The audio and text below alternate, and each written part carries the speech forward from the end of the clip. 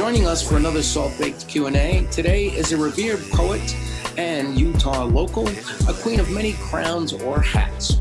She's been a published poet since the age of 8, and she's also a 2018 Pride Poetry winner. So please welcome Wynter ThePoet. Thank you for joining us at Salt Lake City for a few minutes on your way out this morning. Yes. Tell us about who you are and what inspires your poetry. Thank you so much for having me. I'm so excited to be able to share with you all. I love Salt Lake City. You all have been absolutely amazing in helping me to spread my message. And my message is always love and honesty. So a little bit about myself. I am... How old am I? 28. Yes, I'm 28. I'll be 29 this year. I've been writing poetry since I was very young. First published in second grade. So that lets you know how long I have been writing poetry. Poetry was my first love. What kind of poem was it in second grade? Second grade, oh my goodness, it was a haiku that got published, and it was called Rainbows. Go figure. I am a part of the LGBTQ community. So, even that young, my first poem published was called Rainbows. Yes. And so obviously social justice brought you to speak at the Ogden protest in March. How did you become involved in that? So I have always been one to speak about social justice, about change. Being a Black woman in not only this world, but in this state, I've experienced a lot of things. Just being completely honest, I've experienced a lot of things that I wish that I would have never experienced, or no person should have to experience.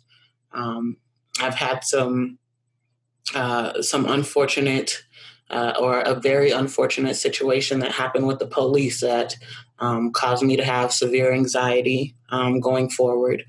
It was one of the most scariest situations of my life for simply driving. I was three houses down from my home at my family's house, and I had the police stop after I was already stopped and out of my car, and so. Yeah, that was a really scary night. Extremely scary. Incarcerated? Night. What was that? No, incarcerated because of that? No, I wasn't incarcerated, but they made sure that they kept me in the back of their car in handcuffs for 3 hours doing an illegal search. Wow. And you felt that this was predicated simply based on your race? Yes. Wow. Yes, there was no reason, none whatsoever, for them to stop, because it wasn't even the fact that they pulled me over. I was already stopped and out of my vehicle when they turned around to come behind my vehicle. Luckily, the family member's house that I was at happened to be a sheriff as well, and so. I knocked on his door until, even with guns drawn on me, I was afraid for my life. So, yeah, generally, I think somebody points a gun at you, you might be a little afraid, right? Yeah, not only one but two. That does that does something to me. That it did something to me. So before that, I was already speaking up about the injustices going on because of course, like I said, I've been going through it all my life. But that does something to you. That makes you speak up even louder than you have before, because I don't want people to continue to go through that. And as you see in our world, people are continuing to go through that same thing or even worse. So I will continue to use my voice to speak up for myself and for everyone who's going through this. Black Lives Matter. I'm a part of the Black Lives Matter Northern Utah chapter. So they asked me to speak because they know that I was lucky enough to be able to go on tour, and some of my poetry is definitely about the injustices going on in this world right now, and in particular about that night as well, what it did to me, how I felt about it. So, I will continue to stand up and I will continue to speak no matter what, because it's Ogden performance was absolutely, I don't know how else to say it other than heart stopping, right? A lot of people were there. I just recently caught it on Facebook. So is that the best place to find examples of your work, Wynter? Yes. If you just type in at Wynter, Wynter, Wynter Poetry on Facebook, you'll be able to find my poetry page. So when do you find that your words really have caused positive change? Have you experienced that, and what examples can you share? I have been able to have many performances, to headline many poetry shows, and I am grateful to say at every single one of my performances, I have had at least 2 or 3 people come up with tears in their eyes. That does it for me. That lets me know that every time that I speak, someone feels it. With the Black Lives Matter, with me going to that protest, I had so many people that reached out to me that said that I spoke the words that they were looking for, or I spoke the words that they were feeling. That does it for me. I want to make people feel something. When you feel something, you're willing to do something. You're willing to stand up alongside me. So that does it for me. I want to make people feel something. I want to be able to express the things that are the hardest to express. And every time someone tells me that I was able to do that, that's enough for me. Wow. That sounds like a pretty high compliment for any poet. All right? Yeah. Yeah, I'm definitely grateful. Well, absolutely. Yeah, we're also grateful to have your talent in the world, Wynter. So how are you going to continue in this fight? How can we join you and support these things? Protests. If you can go to protests, I know a lot of people are saying protests get violent and they don't work, but protests work. We try to keep it as peaceful as possible always. That's always the first thing that I'll say. Try to keep it peaceful. I'm a mother. I have family. Everyone has family. People are mothers or brothers or husbands, so try to keep it peaceful so that you can go home at night. But protest, it's bringing about change. If you look around the world, everyone is protesting, and there are changes being made state to state. Regarding police reform, there are changes being made. So get out there, protest. If you're able to donate to Black Lives Matter, donate. But get out there and protest. Let your voice be heard. And locally, are you in the Ogden area, Wynter?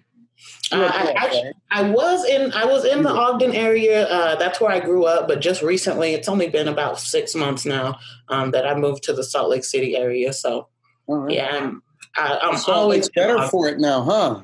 Yeah. Oh, yeah. Awesome. Hey, Wynter, do you come from a literary background? No,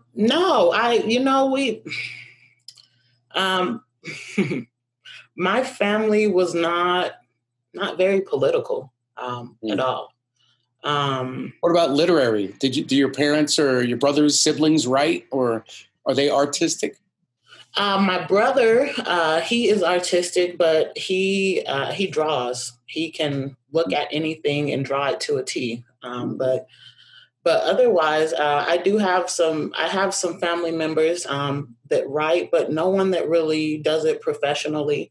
They just like to write their feelings, write their feelings out, but they're kind of shy, so most of them don't share it. I've asked a few of them to share or come on stage or come to open mic, but most of them don't share it. But I do have a couple. You are so free to share your work when most people, well, I wouldn't say most, but as you know, probably many people fear the stage. Like public speaking is worse than death. So how do you manage it? Oh my goodness. It's probably hard to believe, but I am so shy. I am extremely shy. So the first time that I stepped onto the stage, as they say, I was shaking in my boots. I was extremely nervous. But when you see the response, when you see the change, when you hear the change, when that first person comes up to you and says, please don't ever stop writing, please don't ever stop sharing your voice because it helped me get through. That's enough. That's enough to get back on that stage. I do a lot of breathing exercises before because I am shy, but I try to take myself into another place. These are my words. These are my feelings. This is my truth. And if my truth think can of your help words, Wynter, like your children? What was that? Sorry. Do you ever think of your words as your children? Yes, I do. I do sometimes. Yeah, I think of them, I guess, as my children, you could say. Poetry is my love. I've always loved poetry. Poetry is my freedom. That's what poetry mostly is to me. Poetry is my freedom. It's the way to let honesty show itself completely. Make it sound pretty, because when you make things sound pretty, people are more receptive. People are willing to hear you. So sometimes I make it sound pretty. Sometimes it doesn't sound so pretty, but it's honest, and people can appreciate honesty.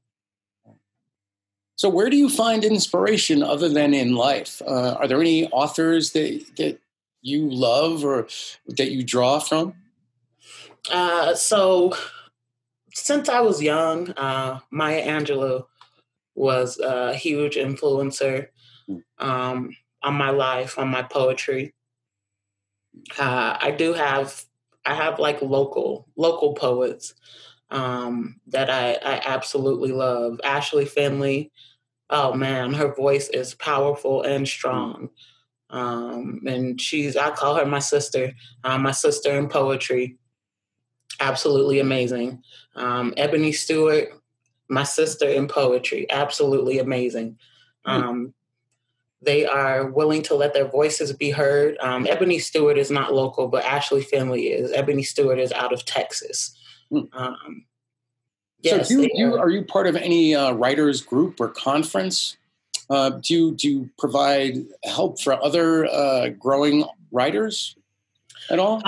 Yes, I definitely do. So I'm actually working on a project with another group of poets. The whole COVID thing kind of slowed us down a little bit, but we're actually getting things back up and running so that we can mentor a group of younger poets, and they can continue to pass it on. Where we're mentoring, we're able to review their work and submit it for publication. Awesome. I'm a part of another project that we have going on that's going to come soon, where we'll be sharing poetry and hopefully doing some live concerts with as an artist collective. So I have a couple projects going on. Are you going to be performing locally anytime soon?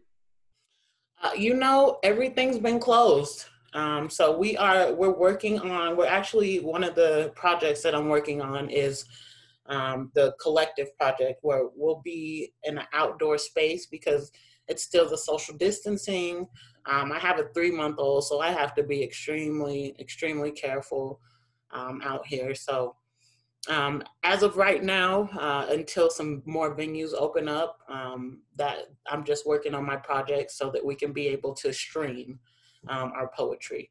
And then, of course, my YouTube, I'm working on a YouTube as well. That should actually be live at the end of the week. So awesome. You can just look up Wynter with a Y on YouTube as well.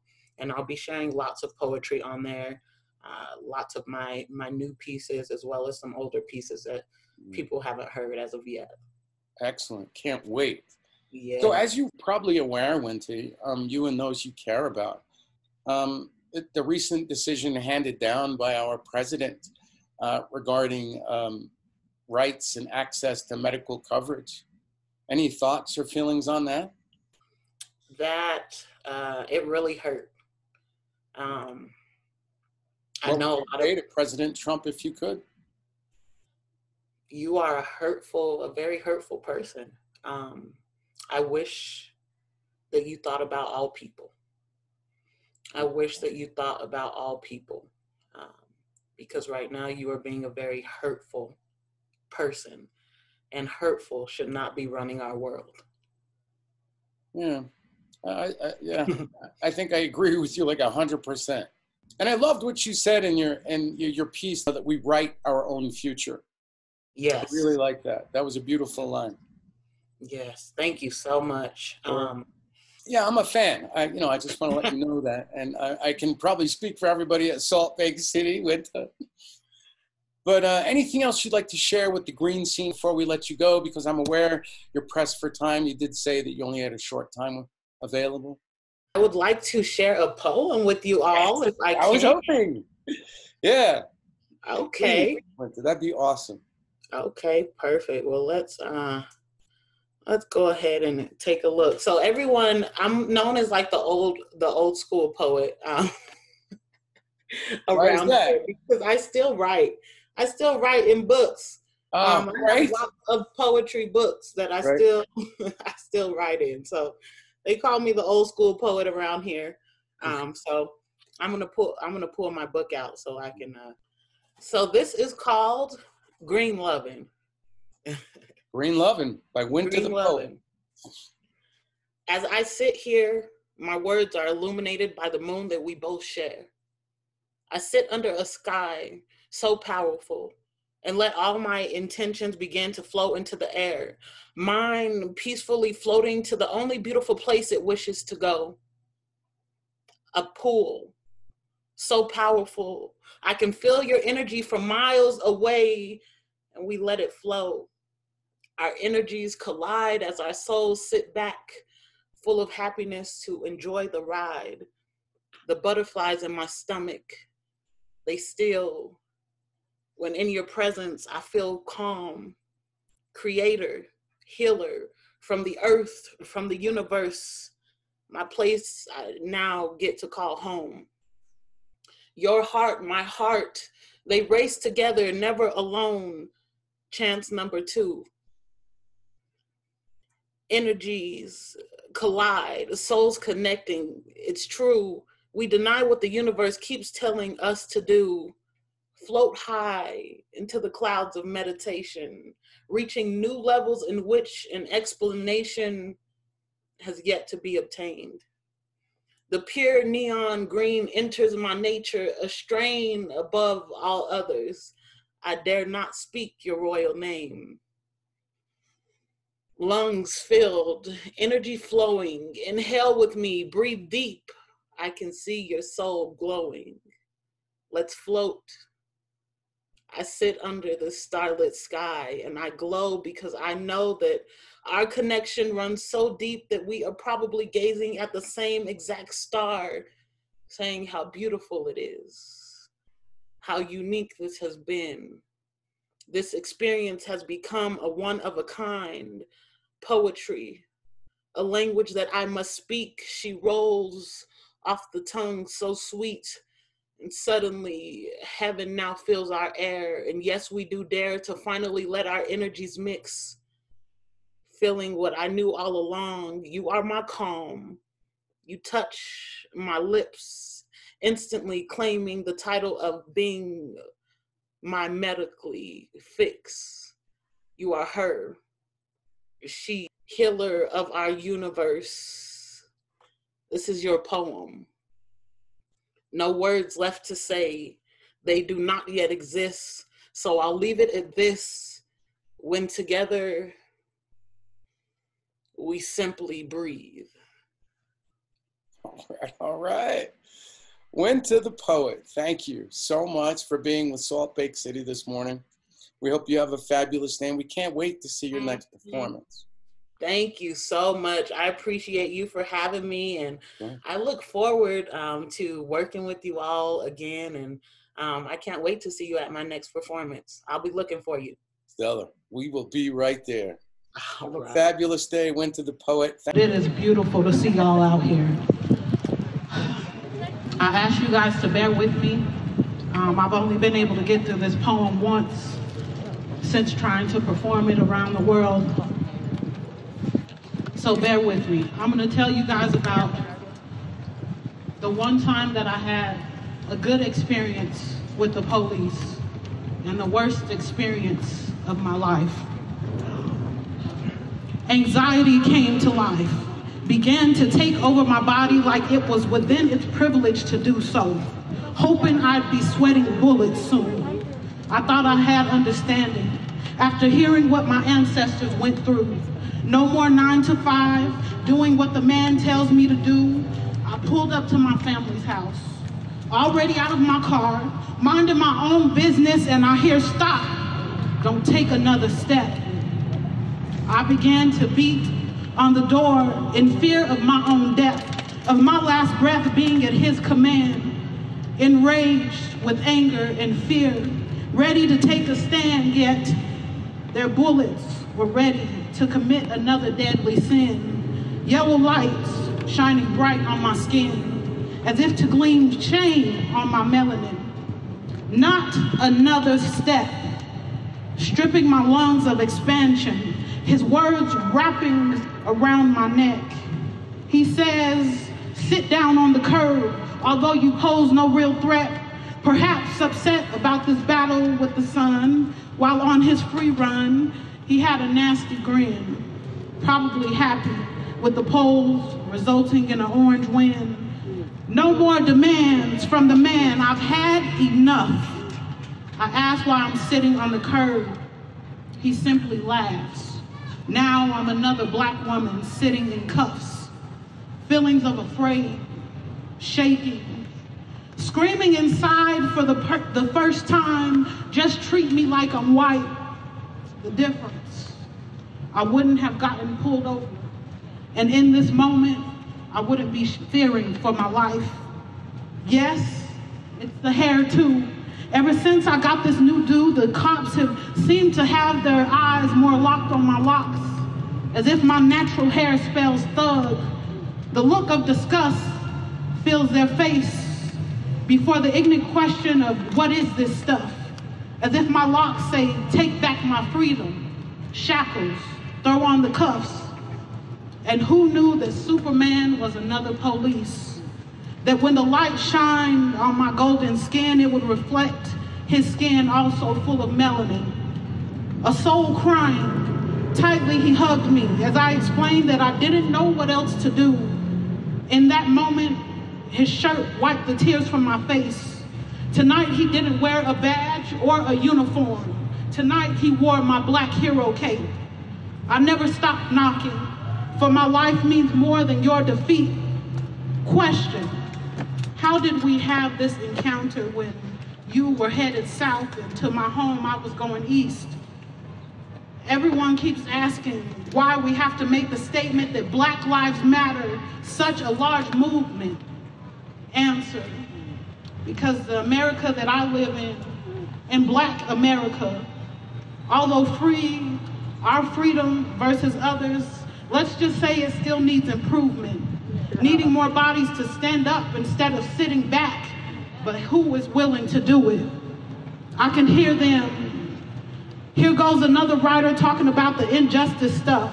Well, sadly, I, like my ancestors, now for the first time, know what it feels like, freedom taken without reason, shackled and thrown into cuffs. We mingle, disguised as one nation, locked up, come together, cuffs. Only talk of reparations. We need more action.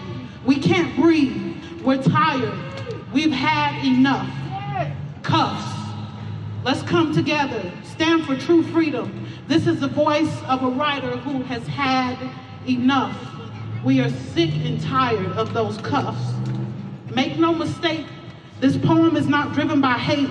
It's fueled by so many tears, a river flowing back into our ocean, dating back hundreds of years.